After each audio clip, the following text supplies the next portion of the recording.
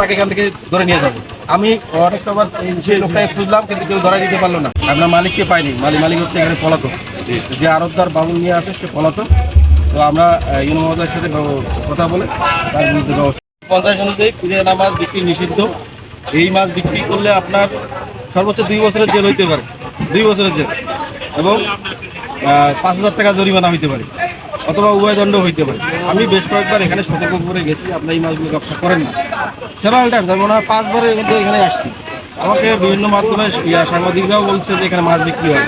আমরা একটা অভিযান করলাম, এবং এই অভিযানে আপনারা দেখতে পাচ্ছেন যে মোটামুটি 300 কেজির মতো মাছ আমাদের দিতে হয়েছে, পিরানা মাছ। আমি এই জন্য ইউনো মহোদয়কে ধন্যবাদ জানাচ্ছি, এবং ওসি মহোদয়কে ধন্যবাদ জানাচ্ছি যে ওনারা তড়িৎ ছাড়া দিয়েছেন আমার আহ্বানে, এবং আমাদের যে এখানে পুলিশের একটা টিমের নেতৃত্ব দিচ্ছেন আমাদের সৈন্য সাহেব, ওনাকে ধন্যবাদ জানাচ্ছি যে আজকের এই আমাদের মৎস্য সুরক্ষা সংরক্ষণ আইন 1950-এর আইনটা বাস্তবায়ন করার জন্য আমি যারা এখানে সহযোগিতা করছেন সবাই।